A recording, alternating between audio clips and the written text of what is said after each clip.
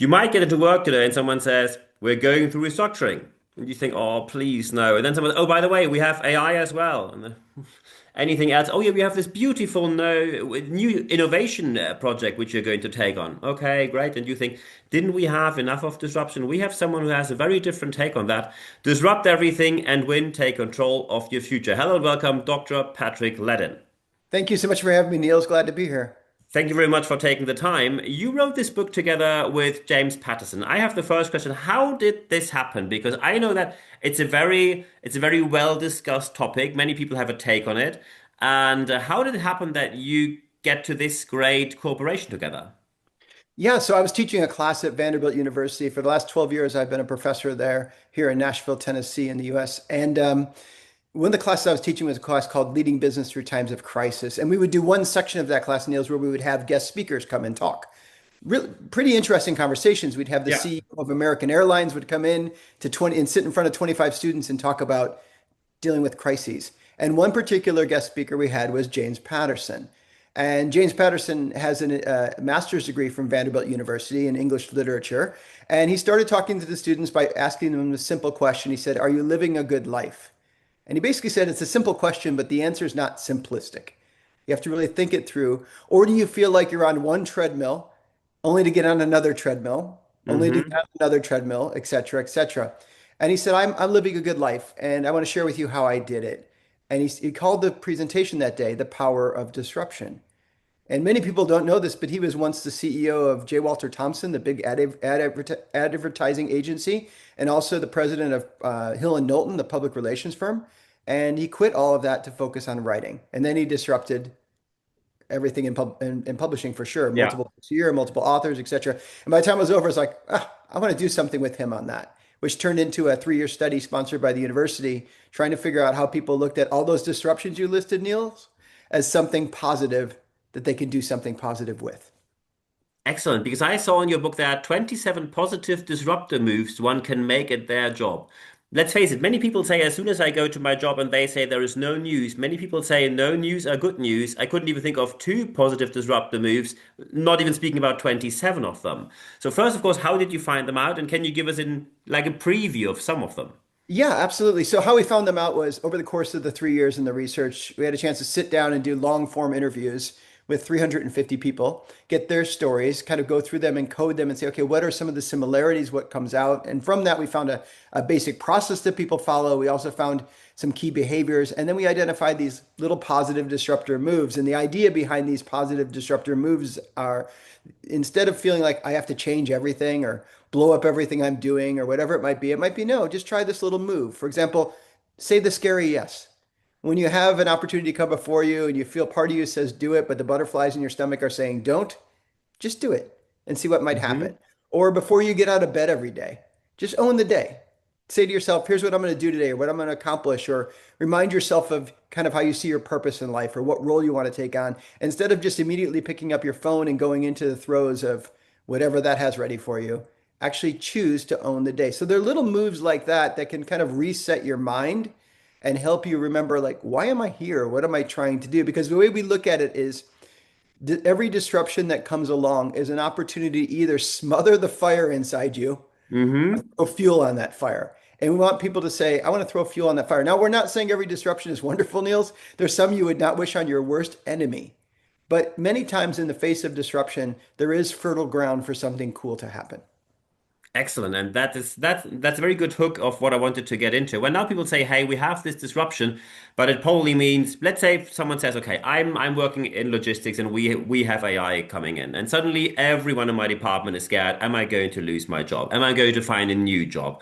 I don't even know if my job is going to exist in several years. So I read a lot of things, but maybe I think they're not all right because some people tell me AI is not going to replace my job, but I heard that way too often in my life. How can I turn this in any angle? How can I find any positive angle in this when anyone is just scared? And AI, I think, is a very present topic at the moment where people say it is a disruptor, but for many in a rather scary than rather more productive way. What is your take on that?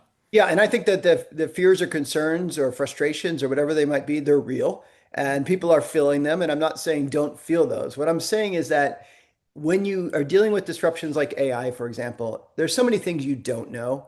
Patterson and I were on a TV show, kind of a global, or excuse me, a national cable news show here in the US. And he said at the very beginning when they started talking about AI, he's like, anybody who comes and tells you what AI is going to do is full of baloney. No, nobody knows exactly what it's going to do.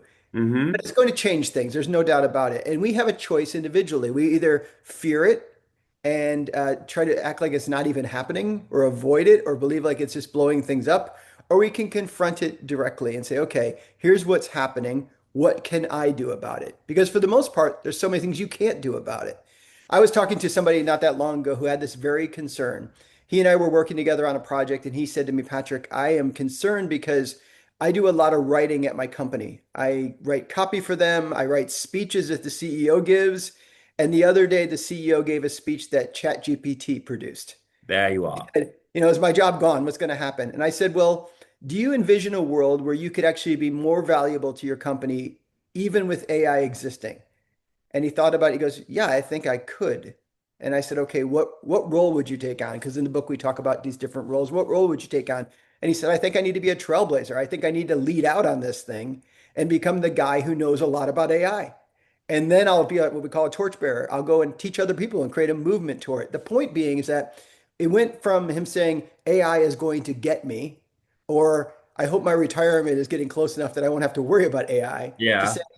to saying, you know what, I could do something about this. And we all have the choice in every moment to choose which action we're going to take. At least in that moment, he said, I'm going to take action where I'm going to put the, as we would say in the US with baseball, I'm going to put the bat in my hand and I'm Yeah. going to step into the plate. Excellent. When you now say, okay, people can step up to the plate to stick to baseball Yeah, yeah, yeah. thing here. And some people say, look, I see this uncertainty, I see this change, and I just don't find the confidence, especially not when I'm leading a department. I feel a bit like I'm faking the confidence towards my people that everything is going to turn out well. How do I find true confidence when the disruptor for anyone is rather a threat, or it is at least perceived as a threat? Where do I find the confidence? Yeah, that's a great question because that's true. I mean, if you stand in front of your team of people, whatever size team that might be, and you're faking the confidence, you know it, and quite frankly, they kind of know it too. Yeah. I think a better way to possibly approach that is to share with your team that you're not sure, but you want to find a way together to deal with this. Because I have found, Niels, that I was a lieutenant in the Army, so I had a platoon years ago, and I owned my own company for about 12 years, and then I ran a department at the university. So I've had my time standing in front of teams as the leader, and I've had times where I'm not quite sure what's going to happen.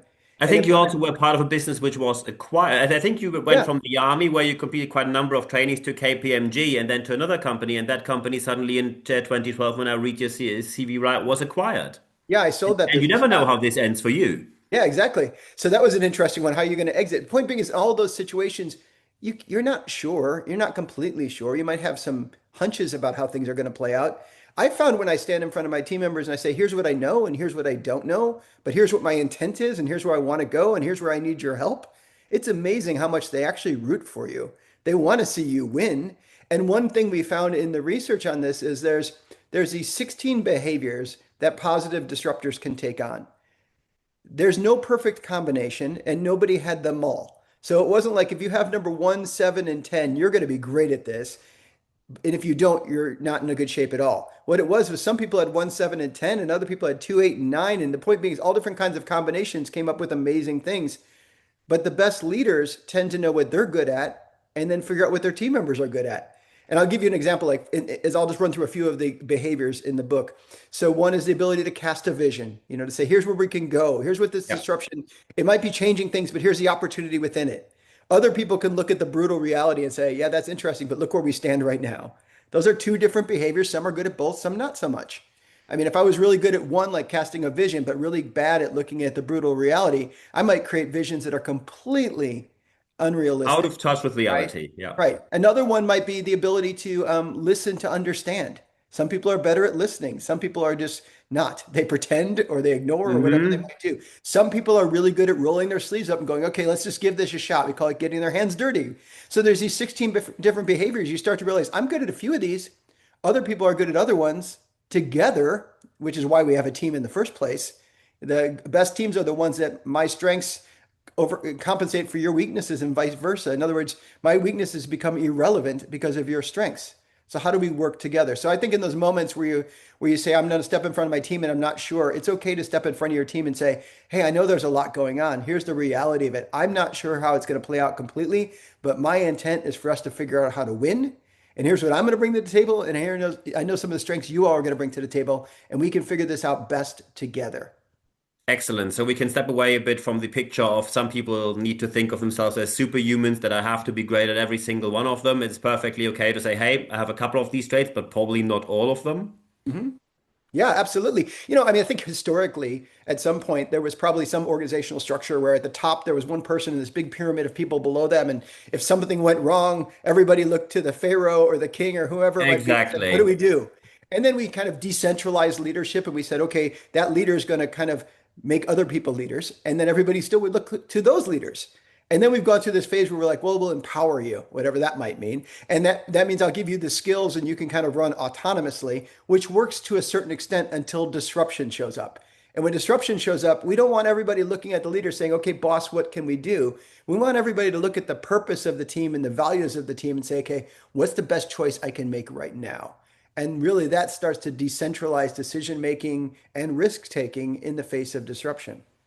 Excellent. When now disruption shows up, and some people tell you, okay, I read your book and I see all of these points, perfect. However, I am based on certain aspects. On the one hand, I want to have resilience in my team. On the other hand, I am just probably I probably rated based on numbers, which means I have to get performance done. I have to get results on the table. So my team has to deliver while we face disruption at the same time. So how can I say, let's be resilient, but at the same time, we have to massively perform and deliver results while we do not know how this disruptor is going to turn out for us? Yeah, that's the challenge of every leader. We have to deal with the tension Exactly. between two things, right? Should I lean in and be more, what people would say, micromanaging, but make sure I stay on top of something? Should I back up and let my people develop? These tensions are constantly going on. Am I your friend or am I your boss? Or, all these type of tensions that people listening to this have to navigate. And the one you just mentioned is true. I have to deliver results today, but at the same time, I have to build the capacity to deliver results in the future. And if I focus too much on one, it comes at the detriment of the other. So how do you build resilience? Well, you don't build resilience by saying, get in the room and study it for 2 hours and come out and you're more resilient. You build resilience by trying things and falling down and learning what you can handle and getting over obstacles. And then the next time you can get over higher obstacles and then higher obstacles. That's how you build resilience. That's why when somebody joins your team and everything to them might seem overwhelming, but if you've been there 10 years, you're like, no, no, this is no big deal. We've dealt with this before. So what you have to figure out is, how do I, as a leader, make sure that we're still performing on the things that matter, and at the same time, we're also setting goals that are a little bit about transforming. So I think it's really good to think about in your team, what are all our goals we're working on? Which ones are performing, delivering results today? And which ones are the ones that are going to allow us to transform into something else? And sometimes you can't take on very many transformative type of goals because you better perform right now. And some leaders get this wrong because they think, oh, I need to go do the big thing. And in doing so, they realize that they missed a chance to deliver on what they were hired to do. And other leaders don't do a very good job on looking to the future and what's going to happen, and they're not preparing your team. That guy I mentioned, Doug Parker from American Airlines, he said a quote in our class one time that just stuck with me. He said, a crisis is never the time to start making introductions. And what Hmm. I'm saying is, you don't wait for the crisis to happen to suddenly get your act together or make the friends that you're going to need or colleagues you're going to need to be successful. You have to be doing both. But that's why we get paid the big money and have the great opportunities is to figure out what can my team handle? Can I push them a little bit in some new areas that's going to cause them to stretch and at the same time not risk the delivering what we need to deliver today. And I really think that's a conversation you need to have kind of between your own two ears, also with your boss and also with your team members, saying, okay, things are going to change. We need to be preparing for the future, but at the same time, we need to make sure we're delivering on today. And I would say every team needs to have that conversation, but the answer is going to always be different based upon the pressure and the situation and the experience and everything else they have going on.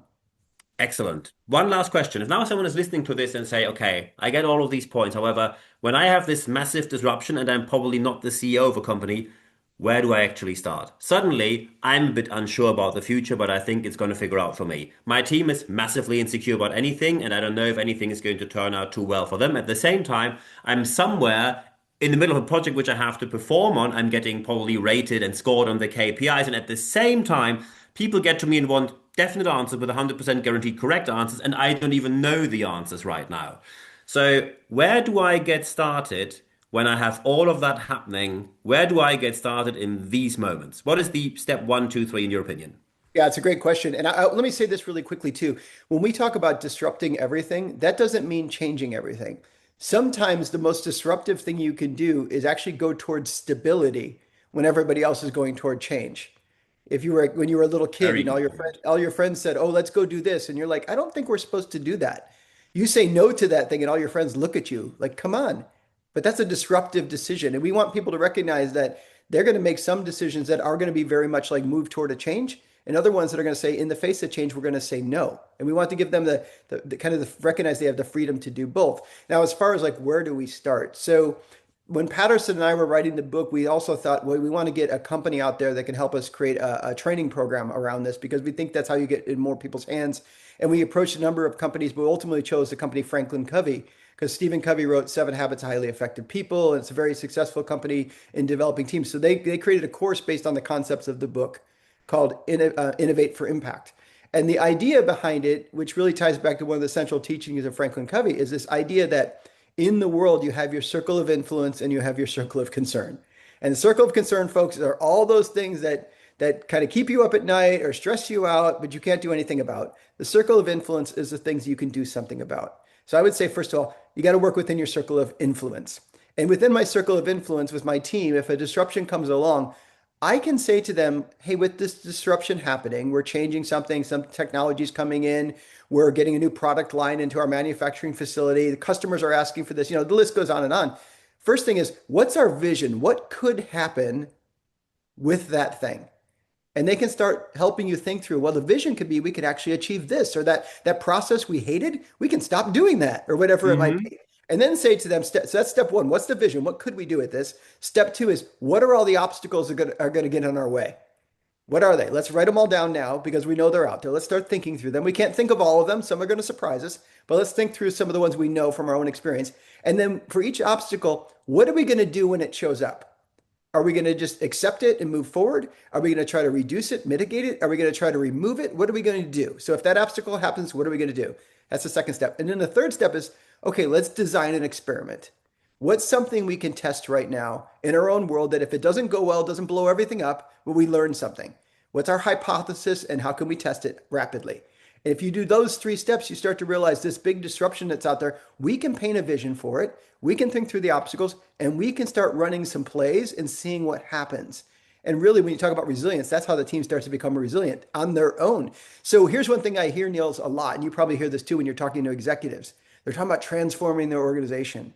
I want my organization to take that new mountain and climb to the top of that new mountain, become a completely different business to survive 10 years from now.